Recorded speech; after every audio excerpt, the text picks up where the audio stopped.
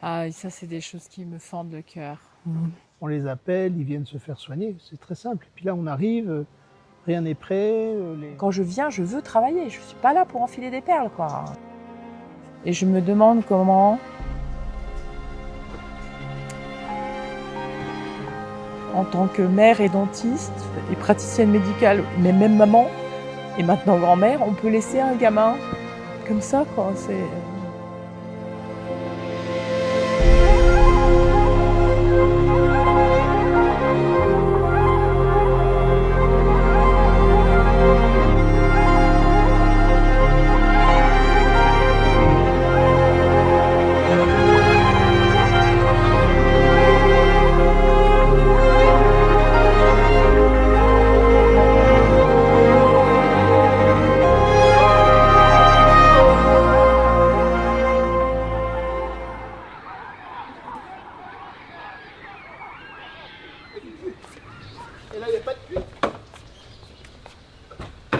Bienvenue en Tanzanie, un territoire 2 fois plus grand que la France, accueillant pourtant le même nombre d'habitants.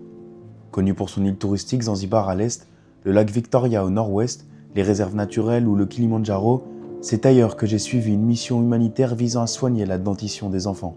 Pour ce reportage, pendant 2 semaines, Caroline Thiel et Marc Basport m'ont emmené à Karatou. Donc déjà, c'est un lieu stratégique pour les touristes et pour les hôteliers. C'est un endroit où en général les gens font 1 ou 2 nuits, parce que de là ils peuvent rayonner aussi bien sur les parcs Tarangire et Manyara, ou aller sur une journée sur Ngorongoro, avant de partir éventuellement sur le Serengeti. De plus, il y a la zone du lac Eyasi, où certains touristes en quête de connaissances des tribus, d'ethnologie et de contact de l'humain vont aller visiter. Pour cause, tout part d'un voyage touristique. Caroline est dentiste dans la Meuse le reste de l'année.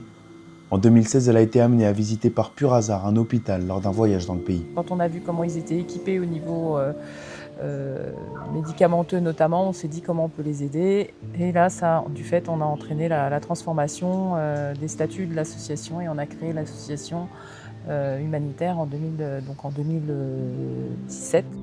Chaque année depuis 7 ans, elle vient sur place pour offrir des soins dentaires aux enfants dans le besoin. L'idée principale est de s'écarter des zones urbaines, s'adresser à une population bien plus rurale. Pour mettre toutes les chances du bon côté, un partenariat a été créé entre l'association et l'hôpital public de Karatou.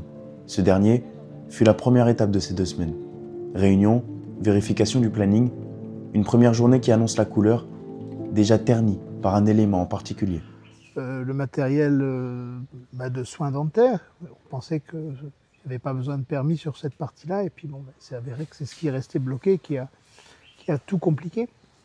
2 sacs remplis d'ustensiles et de produits nécessaires aux soins dentaires bloqués à la douane de l'aéroport. Dès le premier jour, un climat néfaste s'est instauré.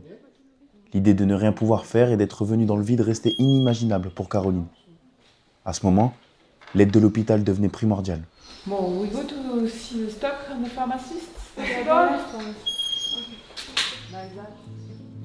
Le comble de cette situation, c'est que ce fameux stock a été amené directement par l'association lors des missions précédentes.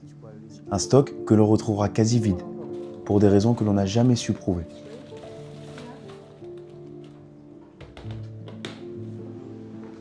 Maman. Charles est l'ancien pharmacien de cet hôpital. Il est venu en avion de Dar es Salaam à l'est du pays quelques jours spécialement pour aider Caroline et Marc, qu'il considère fièrement comme ses parents français. Avec le cœur, il est venu rendre visite à ses anciens collègues.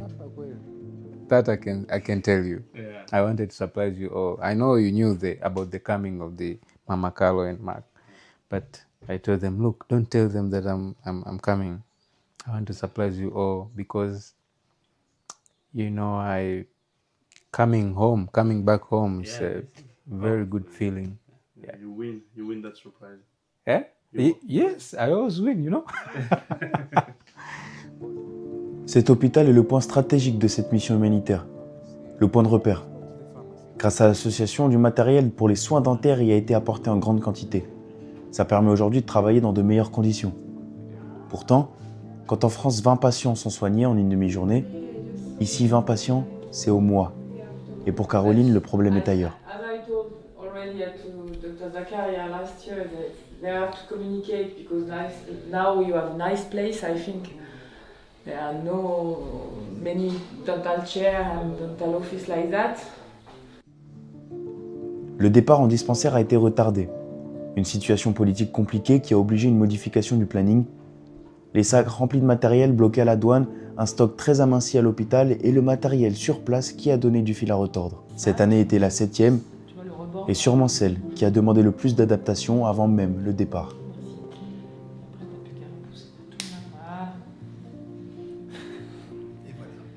Ça va les chevilles. Sans déconner.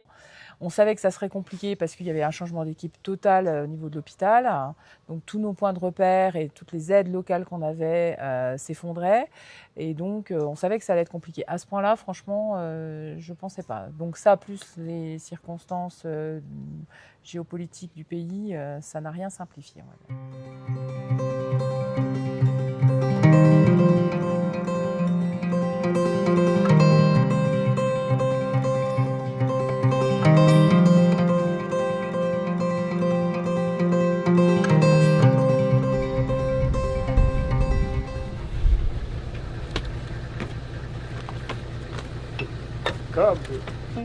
Le premier jour en dispensaire est celui où il y a le moins d'accros. Une simple salle transformée en cabinet dentaire, ou du moins ce qui ressemble le plus. Ensuite, les enfants arrivent de l'école et reçoivent un rapide cours sur l'importance d'un brossage de dents effectué par le docteur Sheila, la dentiste de Karatou, venue également en dispensaire.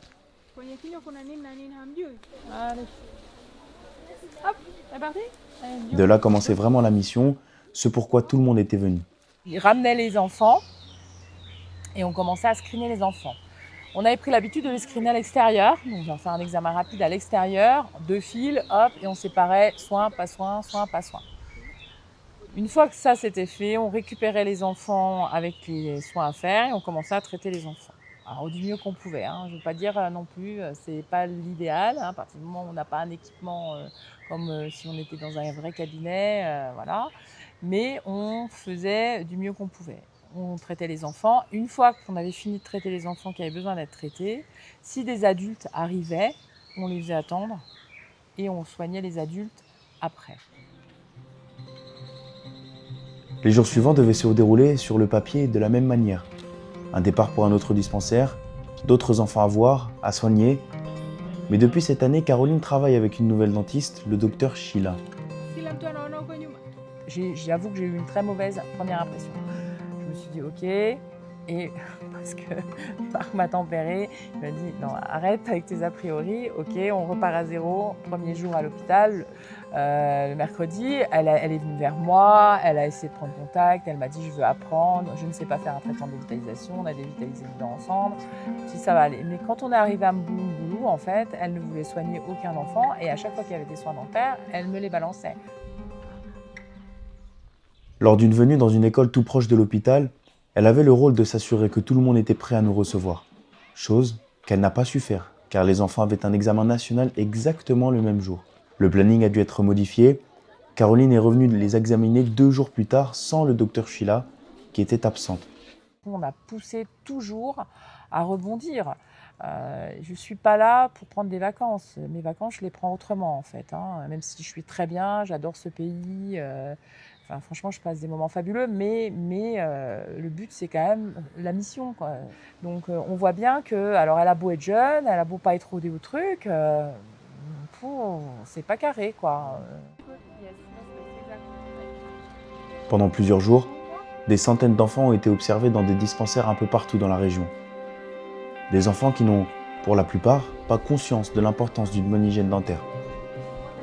Caroline est loin d'en avoir fini avec ses missions qui lui tiennent à cœur.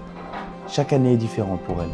Quelquefois compliquée comme celle-ci, mais l'envie de continuer de se développer dans cette aide humanitaire est présente. Elles aussi étaient bloquées. Je vais ouvrir mes cadeaux de Noël. 2 palettes remplies de peluches, de jouets et de matériel médical. Que des dons venant de France. On en est déjà à 4 cartons de boîtes de compresses qui normalement auraient été foutues à la poubelle puisque entamées alors que c'est des compresses en emballage individuel. Donc, mais comme la boîte est entamée, on aurait foutu ça à la poubelle. Alors qu'elles sont stériles, elles sont en date de validité correcte, elles sont sous emballage individuel. Mais parce que la boîte est enflammée. Avec plusieurs jours de retard, elles sont arrivées, de quoi remonter le moral de tout le monde. Même que Jocelyn avait. Non, pas tout à fait. Il faisait de la musique quand on appuie sur le ventre. C'est notre problème. Pour les jouets et peluches, elles ont rapidement trouvé preneur. En recherchant simplement sur internet orphelinat, nous sommes arrivés ici. 68 enfants séjournent à l'année. Certains sont très jeunes, d'autres ont déjà 17 ans. Après une petite discussion pour s'assurer de la sincérité du personnel, Marc ne tarde pas à ouvrir le coffre. But now we try to do something more. Yes. And so that, Oh, thank you so much. We do appreciate so much. Oh, I'm very happy. Very happy. The children will be very happy for this. And when I give them these things, I will take a picture and I will send to you. So you will see them. Pour tout le monde, ce jour fut particulier.